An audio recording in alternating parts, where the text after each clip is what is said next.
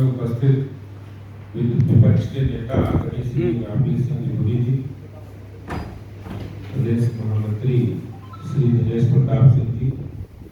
हरिहर जोशी जी और विक्रम मित्तल जी, सभी पत्रकार मित्रों, साथियों, आज हम लोग एक बहुत ही महत्वपूर्ण प्रेस वार्ता के लिए आपके बीच उपस्थित हैं। आपको पता है कि हमारे देश के यशस्वी प्रधानमंत्री श्री नरेंद्र मोदी जी के प्रधानमंत्री के रूप में 30 मई को 8 वर्ष पूरे हुए और इस वर्ष 8 वर्ष पूरे होने पर पूरे देश के अंदर और दिल्ली में भी विभिन्न लाभार्थियों के साथ संवाद और जनता के साथ आउटरीच कार्यक्रम हम कर रहे हैं। और इसी क्रम के अंदर प्रधानमंत्री जी की जो 8 वर्ष की उपलब्धियां हैं उसमें दिल्ली से जुड़े बहुत से पहलू हैं, देश से जुड़े हैं, हर नागरिक से जुड़े उनकी जानकारी समय समय पर आपको मैं देता हूं, आपको मिलती भी है और वो बातें मैं आपके बीच करना चाहता हूं। पिछले 2 वर्ष कोरोना के कारण ये जो 30 मई का कार्यक्रम नहीं हुआ है और आप सबको पता है कि कोरोना काल में जब पूरा विश्व कोरोना से बहुत प्रभावित हुआ, भारत के अंदर भी उसका बहुत असर हुआ, लोग परेशान हुए। ऐसे में हमारे देश के प्रधानमंत्री जी ने बहुत ही कम समय में, मात्र 9 महीने के अंदर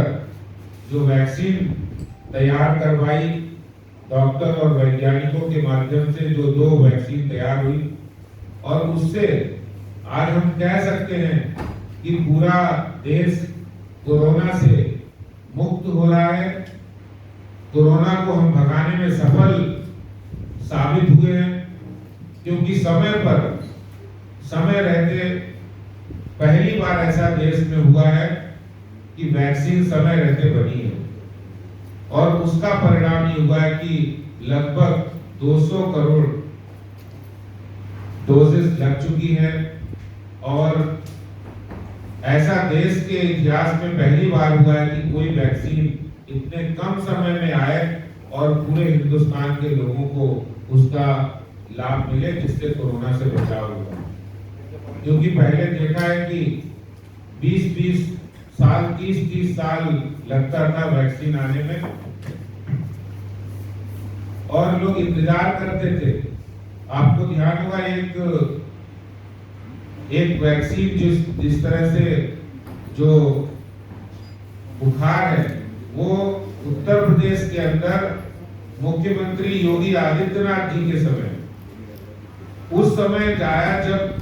100 साल पहले उस जो बुखार था वो वहां पर आया था, उसकी वैक्सीन अभी तक नहीं बनी थी, कोई भारतीय जनता पार्टी की सरकार नहीं है। तो इसी तरह से हमारे जो प्रधानमंत्री जी हैं उनका कहना है कि जीवन की सुगमता प्रत्येक नागरिक का अधिकार है और इसलिए इसको आगे बढ़ाना हमारी सरकार की सबसे बड़ी प्राथमिकता है। ईज ऑफ डूइंग बिजनेस हो, ईज ऑफ लिविंग हो, इसके लिए हमारे देश के प्रधानमंत्री जी नित्य नूतन और नए काम जनता के लिए करते रहते हैं। इसीलिए कोरोना समय में जो सबसे बड़ी समस्या थी वो थी लोगों को राशन देना,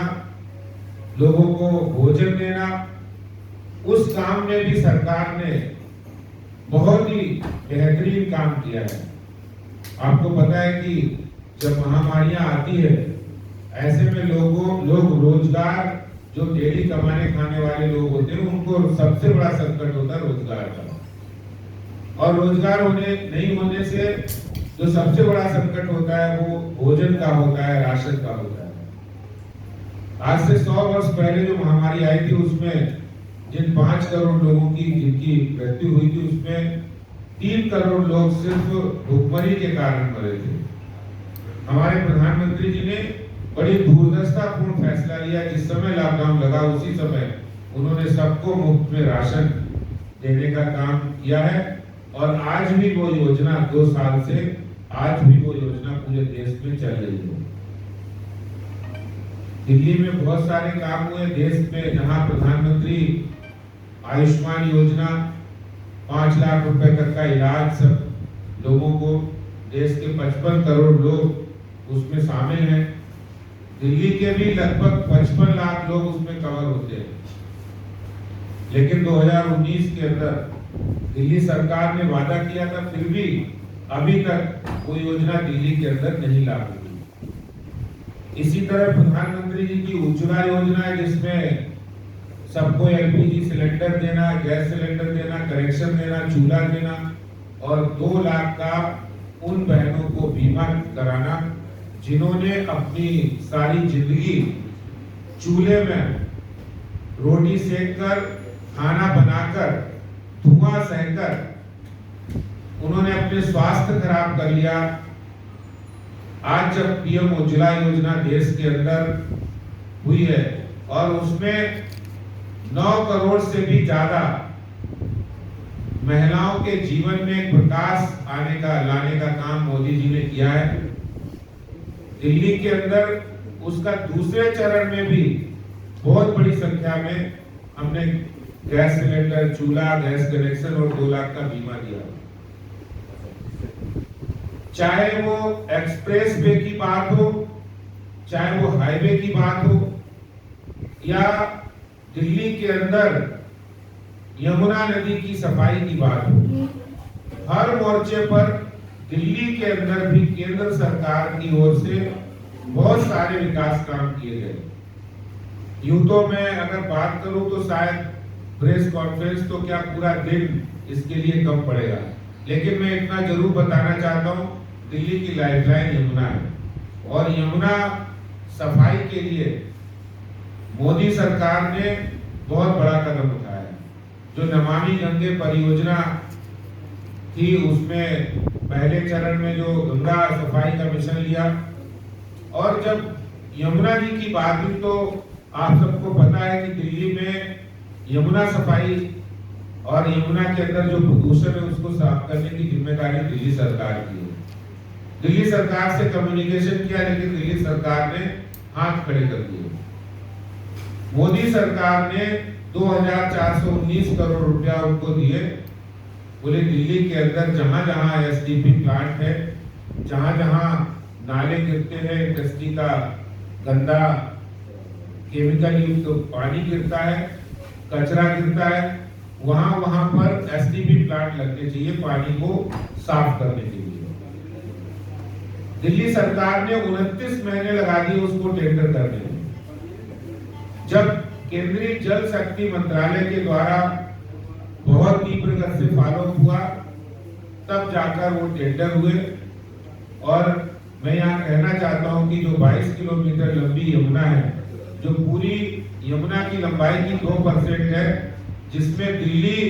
के अंदर 80% पोल्यूशन पूरी यमुना का दिल्ली में आता है, और दिल्ली सरकार पिछले 7.5 साल से उस पे कुछ काम नहीं कर रही थी। तो अब जाकर ओखला के अंदर बहुत बड़ा एसटीपी प्लांट लगा, एशिया का सबसे बड़ा एसटीपी प्लांट लगा है, जिसमें लगभग 60 करोड़ लीटर पानी शुद्ध होगा। पूरी दिल्ली के अंदर यमुना में जितने भी नालों के द्वारा गंदा पानी छोड़ा जाता है या केमिकल युक्त पानी जो फैक्ट्रियों का आता है, वो लगभग 3.5 लाख लीटर पानी होता है, जिसमें दिल्ली सरकार के द्वारा जो एसटीपी प्लांट लगे हैं उसमें मात्र 20% पानी ही शुद्ध होता है। 80% पानी गंदा आता है, जिसकी वजह से दिल्ली ही नहीं, दिल्ली से आगे जब यमुना जाती है उत्तर प्रदेश में, तो आगरा हो या कोई आगे जो शहर है, वहां ये गंदी यमुना के कारण से, प्रदूषित पानी के कारण से बहुत सारी बीमारियां उस क्षेत्र में होती हैं, जिसकी जिम्मेदार दिल्ली सरकार की दिल्ली सरकार है। केंद्र सरकार ने इस परियोजना पर बहुत ही विस्तृत काम किया है। 1 साल के अंदर यमुना के पानी में क्वालिटेटिव डिफरेंस परिवर्तन गुणात्मक परिवर्तन आपको दिखाई पड़ेगा, जिस तरह से हमारे जल शक्ति मंत्री और केंद्र सरकार काम कर रही है। तो यमुना सफाई हो या दिल्ली के अंदर प्रदूषण की समस्या हो, तो दिल्ली के बाहर जो भारी वाहन है वो चले वहाँ, चाहे वो ट्रक हो, बसेस हो, जो माल ढोते हैं वाहन ऐसे। तो इसके लिए ईस्टर्न पेरिफेरल और वेस्टर्न पेरिफेरल तो बनाया ही है, एएमपी बनाया है,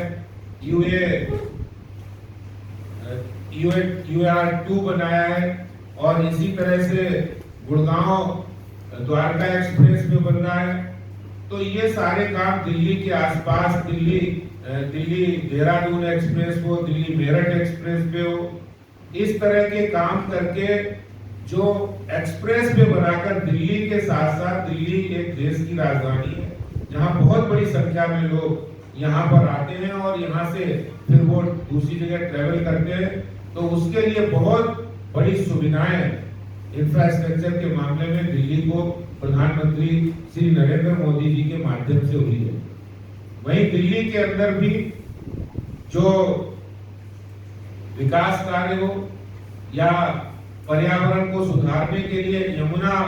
के साथ साथ जो एक्सेस, यमुना के साथ साथ जो रिवर फ्रंट बनाने का काम भी डीडीए के द्वारा चल रहा है। और इसके साथ साथ पूरे विश्व का सबसे बड़ा इको पार्क जो दक्षिणी दिल्ली के अंदर हमारे एलओपी साहब की विधुड़ी जी की कॉन्स्टिट्यूंसी के अंदर सबसे बड़ा इको पार्क भी मोदी सरकार के द्वारा बनाया जा रहा है, जिसका उद्घाटन स्वयं गृह मंत्री जी, जो अब के गृह मंत्री हैं, माननीय श्री अमित भाई शाह जी ने किया था, जो लगभग 875 एकड़ जगह पर बन रहा है और जो विश्व का सबसे बड़ा, सेकेंड लार्जेस्ट अमेरिका के अंदर है, जिसमें पर्यावरण, दिल्ली का पर्यावरण बेहतर हो, इसके लिए ये इको पार्क बन रहा है। तो ना सिर्फ इंफ्रास्ट्रक्चर, ना सिर्फ यमुना सफाई, ना सिर्फ लोगों के जीवन की सुगमता,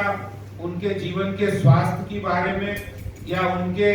जीवन की दिनचर्या में रोजमर्रा जो राशन इस्तेमाल करते हैं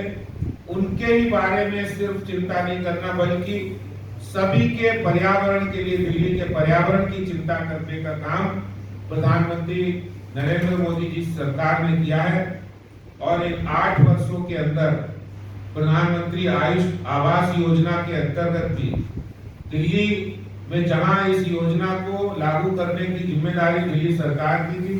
लेकिन दिल्ली सरकार ने उसमें कोई भी कदम नहीं उठाया।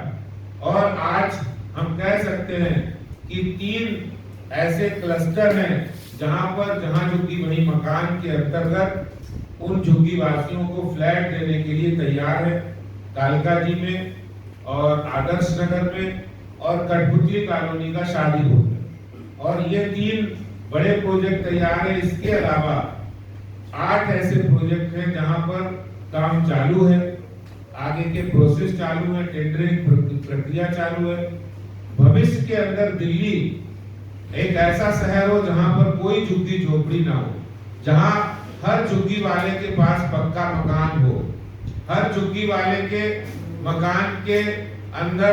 शौचालय हो, हर झुग्गी वाले के मकान एक बढ़िया सा मकान हो, वहाँ पानी की सुविधा हो, वहाँ सीवरेज की सुविधा हो, वहाँ खेलने के लिए, बच्चों के खेलने के लिए पार्क हो, वहाँ पर एक कम्युनिटी सेंटर हो। इस योजना के साथ ये प्रधानमंत्री जी का सपना है जो दिल्ली में जल्दी ही पूरा होने वाला है। मैं यहाँ ये भी कहना चाहता हूँ कि इन 8 वर्षों में प्रधानमंत्री जी ने जो अनऑथराइज्ड कॉलोनी है, 40 लाख लोगों को मालिकाना हक देने का काम किया है। जिन लोगों को वर्षों बरस, जो लोग राजनीति, यहाँ कांग्रेस हो या अन्य दल हो, वो यही राजनीति करते आए हैं कि कैसे लोगों से वोट लिए जाए, वादे किए जाए झूठे। हमारे देश के प्रधानमंत्री जी ने 2019 के अंदर चुनाव से पहले वादा किया था, जिसको उन्होंने पूरा किया और अनऑथराइज्ड कॉलोनी को रेगुलाइज करने के लिए उनके लोग उन आवासीय लोगों को 40 लाख से ज्यादा लोगों को मालिकाना हक देने का काम मोदी सरकार ने किया है। आपको पता है कि कल हमारे देश के प्रधानमंत्री जी ने जिस तरह से पूरे देश के लगभग 11 करोड़ किसानों को उनके खाते के अंदर 21,000 करोड़ रुपए देकर डायरेक्ट बेनिफिट ट्रांसफर के अंतर्गत उनको पूरे देश के किसानों को 11 करोड़ से ज्यादा किसान जो 6,000 रुपए वार्षिक उनको देकर भारत के इतिहास में पहली बार किसी सरकार ने किसानों के जीवन का दर्द को समझा। आपको पता है जो छोटे किसान होते हैं, जो मध्यम वर्गीय किसान होते हैं, उनके पास बीज के लिए पैसे नहीं होते थे, उनके पास कोल्ड स्टोरेज में अगर उन्होंने अपनी फसल रखी है तो उसको छुड़ाने के लिए पैसे नहीं होते थे, उनके पास खाद के लिए पैसे नहीं होते थे। तो इस तरह से प्रधानमंत्री जी ने किसानों को, जो निम्न वर्ग के किसान है, जो मध्यम वर्ग के किसान है, पूरे देश के किसानों को एक बहुत बड़ी सौगात देने का काम किया है किसान सम्मान निधि के नाम पर, जिसके लाभार्थी दिल्ली में भी हैं। इसी तरह से बहुत बड़ी योजना जो प्रधानमंत्री जी ने स्वनिधि योजना, जिसमें रेहड़ी पटरी वाले खासतौर से शहरी इलाकों में बहुत बड़ी संख्या में प्रवासी लोग आते हैं अपने रोजगार के लिए, उनको भी उनका जीवन स्वावलंबी हो, स्वाभिमानी हो और उनको किसी भी महाजन के पास जाकर सूद पर बहुत महंगे ब्याज पर पैसा न लेकर अपना काम करना पड़े, इसलिए सरकार ने 10,000 रुपए की उनके लिए स्वनिधि योजना बनाई। और ये कह पाने में मैं ये कह सकता हूँ कि लगभग 30 लाख रेहड़ी पटरी वालों के जीवन में एक स्वावलंबन और स्वाभिमानी जीवन जीने का सपना उनके अंदर आया जब उनको 10,000 रुपए का पीएम स्वनिधि योजना के अंतर्गत उनको ऋण दिया गया।